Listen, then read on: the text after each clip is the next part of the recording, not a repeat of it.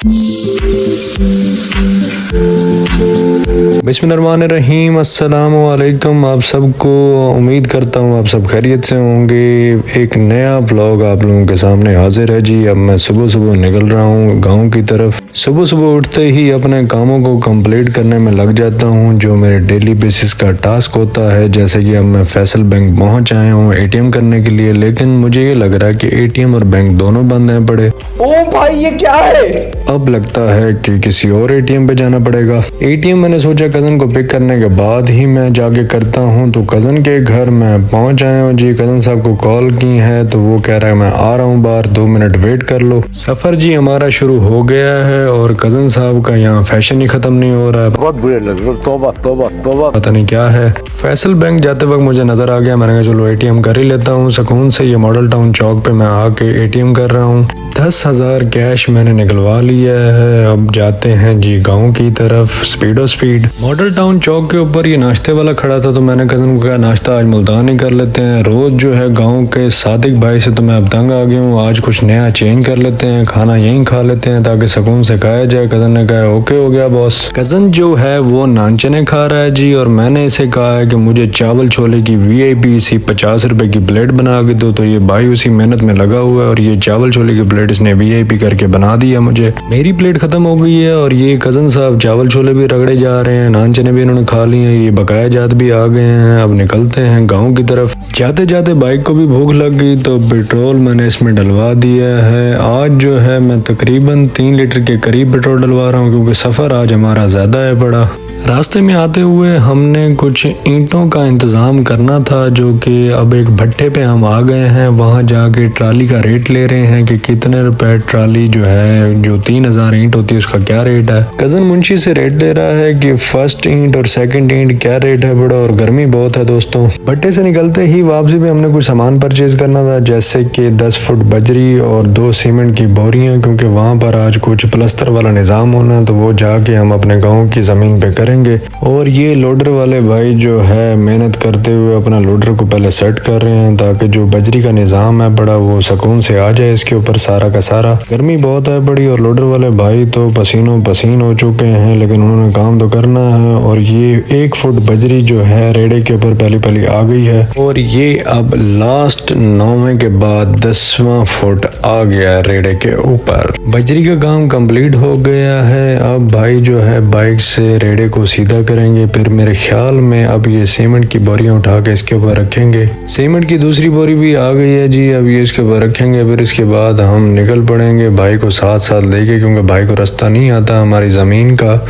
जाते वक्त जी हमने डीजल भी डलवाना है। आज जो डीजल की रूटीन है हमारी वो है 10 लीटर की। डीजल जी हमारा 10 लीटर करीब आ गया है और ये 10 लीटर कंप्लीट हो गया।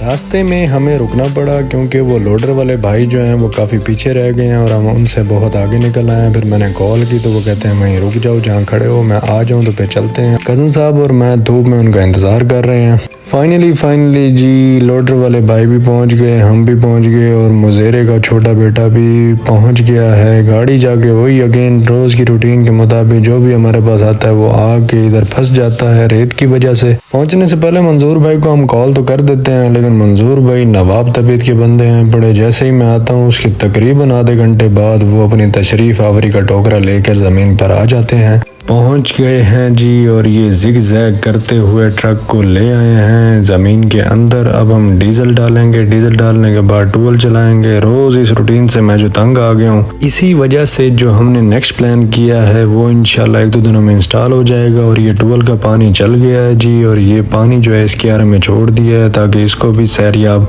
किया जा सके। क्योंकि मैंने मंजूर भाई को कहा था कि यहाँ भी जो हाइब्रिड बाजरा हुआ पड़ा उसको कम से कम हम पानी तो दें, चाहे कुछ और करें ना करें, पानी देना तो यहाँ ज़रूरी है बड़ा। तो मैंने कहा फर्स्ट इसको पानी दो, फिर नेक्स्ट आगे हम चलेंगे आहिस्ता आहिस्ता। वो 11 हमारा कंप्लीट हो गया है। पानी अब आगे हमने खोल दिया है बाजरे की तरफ। बच्चा जो है इस पानी को यहाँ पे बंद करेगा और फिर नक्का खोलेगा इस बाजरे के अंदर।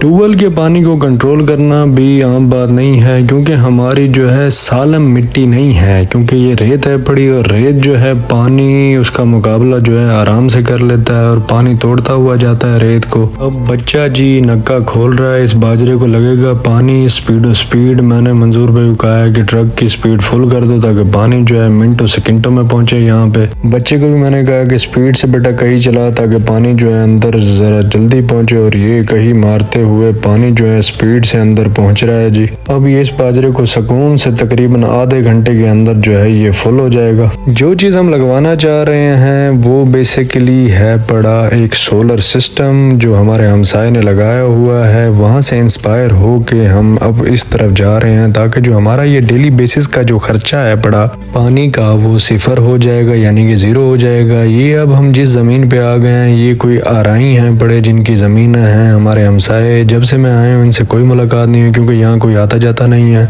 जिस ज़मीन पे सोलर लगा हुआ है ये वो ज़मीन है, इन्होंने जो है देरा शेरा सिस्टम सारा बनाया हुआ है। अब हम बहुत नज़दीक आ चुके हैं। यहाँ भी फिल वक्त कोई मुज़ेरा या कोई गार्ड शार्ड नहीं रखा हुआ इन्होंने, जिसकी वजह से इनकी 2 प्लेट्स जो हैं वो चोरी हो चुकी हैं। सेटअप जो ये है वो लग मुझे बड़ा पुराना रहा है क्योंकि इधर कोई केयर टेकर तो है नहीं और पानी की भी स्पीड कोई इतनी खासी नहीं है। बड़ी प्लेट्स की भी पोजीशन मुझे कोई अच्छी नहीं लग रही, यानी कि कोई अच्छे ग्रेड की प्लेट्स जो कि नहीं लगी हुई। प्लेट्स की सिचुएशन देखते हैं कि वो कितनी पावर की लगी है। ये 330 वाट की प्लेट लगी हुई है जी सोलर कंपनी की। 8 और 8 16 और 8 24 और 8 32 प्लेटों में से 2 निकाल दें क्योंकि 2 चोरी हो गई हैं। कज़न साहब कहते हैं चलो वापसी की तरफ चलते हैं। ज़मीन पर वापस पहुंचे हैं जी 10 मिनट के बाद। तो ये पानी की पोजीशन हमारी यहाँ तक पहुंच आई है। बाकी जो एरिया रह गया है वो तकरीबन 20 से 25 मिनट के अंदर ये क्यारा हमारा कंप्लीट हो जाएगा। कल जो सामान आया था उसके अंदर ये फाउंडेशन थे जो कि आज सीमेंट और बजरी के साथ इस होल को हमने बंद करना है ताकि मजबूती के साथ ये जो है पिन पैक हो जाए। कज़न साहब जो है वो ट्यूबवेल में नहाते जा रहे हैं, मस्तियाँ कर रहे हैं अपनी, और हम यहाँ बाहर जो है काम करने में मसरूफ़ हैं। सारे बच्चे जो है काम कर रहे हैं और ये ट्यूबवेल से पानी भी लग रहा है और कज़न साहब तैराक स्विमर बने हुए हैं। और आपका भाई गर्मी से बचने के लिए सर के ऊपर दुपट्टा बांध के फिर रहा है। बच्चों को मैंने कहा कि स्पीडली काम करो ताकि ये दोनों फाउंडेशन जो हैं हम आज की डेट में कंप्लीट करके जाएं। कल वो अपना सेटअप जो है लेके आए सारा कंप्लीट करें ताकि हम जो है अपना जो ये पानी का सर्कल है उसको जो है रनिंग में लेके आएँ। फाउंडेशन का जो हमने एरिया रखा है वो तकरीबन 30 फुट के फासले का रखा है। एक फाउंडेशन और दूसरे फाउंडेशन का जो फासला है वो 30 फुट का है जी। हमें जितना बताया गया था उसके मुताबिक हमने उसकी पैमाइश करके फाउंडेशन फिट कर दी है। मसाला हमारा तैयार हो गया है, ट्यूबवेल बंद की गई है और बाकी पानी जो है रोक लिया गया है ताकि जो मसाले के अंदर पानी इस्तेमाल होगा तो हमारा खाड़ा खाली ना हो जाए।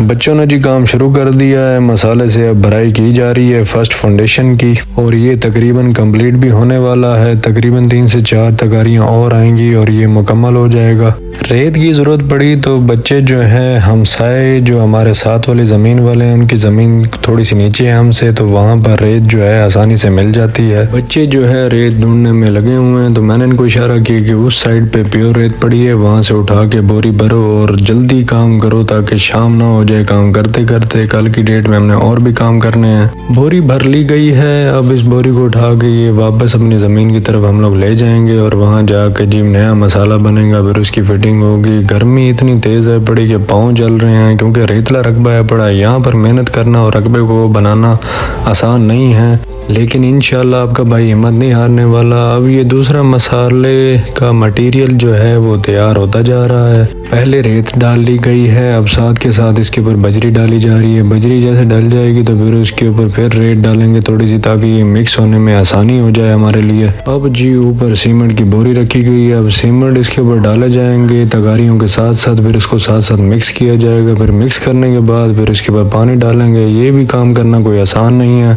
मसाला जी रेडी हो गया है। अब इसको जो है सेकंड फाउंडेशन के अंदर डाला जा रहा है। अब इसको भी फुल करके जो है पकाना है सही तरीके से। पकाने से मुराद ये है कि इसको फिल करके फिर धूप लगाएंगे तो ये पक जाएगा बेहतरीन तरीके से।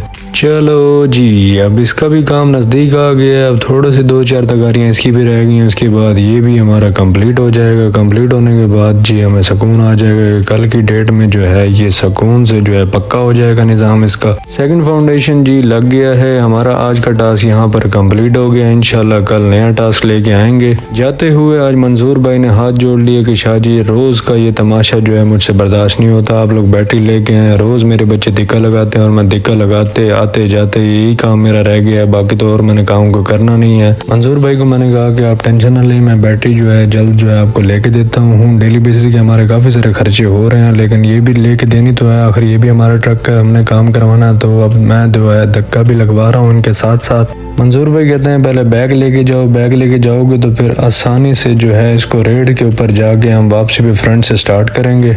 रेड पे हमारा ट्रक आ गया है जी। अब ये दिक्का लगाया जा रहा है, जवानों हिम्मत नहीं हारने, दिक्का जोर से लगाओ ताकि स्टार्ट हो जाए, और ये स्टार्ट नहीं हुआ।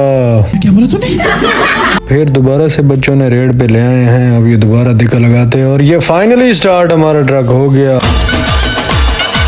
अल्हम्दुलिल्लाह। और ये सुकून से अब हम जाएंगे वापसी, ये दुआ मारते हुए। मंजूर भाई जाते वक्त मंजूर के बेटे ने हमें एक बैड न्यूज़ सुना दी कि भाईजान मैं रेत की बोरी ले आया था आपकी मोटरसाइकिल पे और जो कोई मसला हो गया, आपकी बाइक चल नहीं रही। मैंने कहा है ये क्या हुआ? तो मैंने उसे कहा, मैंने कहा बाइक दिखा। बाइक जो है हमारी निकाली उसने बाहर और दिखा रहा है कि अब ये क्या होगा। मैं तो सोच के हैरान हो गया कि अब क्या बनेगी मेरे साथ। वो बाइक वहाँ खड़ी है, कजन साहब भी परेशान खड़े हैं, मैं भी परेशान हो गया कि बाइक जो है अब हमारी ना आगे जा रही है ना पीछे जा रही है। फिर मैकेनिक भाई के पास पहुंचे हैं तो मैकेनिक भाई अब इसको चेक कर रहे हैं कि क्या मसला है इसमें। मैकेनिक साहब ने बताया कि जो इसका क्लच बेरिंग है वो फारिग हो गया, फिर अब क्लच बेरिंग नया मंगवाया है और ये पूरा क्लच बेरिंग खुल चुका है इसका। अब इसकी फिटिंग हो गई तो फिर हम मुल्तान की तरफ जाएंगे। ये नया अजाब आज हमारे सामने आ गया। कजन साहब जो है किसी के साथ बात कर रहे हैं और आपका भाई सर पकड़ता हुआ नजर आ रहा होगा आपको वीडियो में। और ये बहुत देर हो गई है, अभी तक हमारी बाइक की फिटिंग नहीं हुई क्योंकि भाई के पास बिजली का भी निज़ाम नहीं था। इस वजह से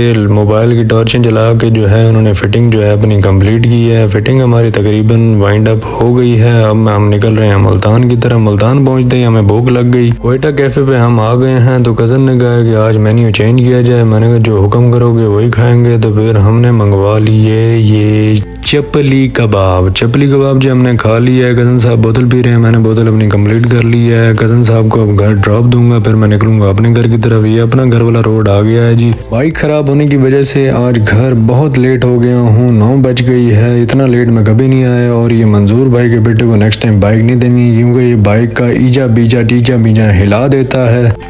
छोटी बच्ची हो क्या? और जाते वक्त आप सबसे यही कहूँगा कि मेरे चैनल को लाइक करें, सब्सक्राइब करें और बेल आइकन को ज़रूर दबाएं क्योंकि मेरी हर वीडियो आप तक पहुँचना ज़रूरी है। आपको मुझे देखना बहुत ज़रूरी है। अपना बहुत सारा ख्याल रखिएगा। अल्लाह हाफिज़ व नासिर।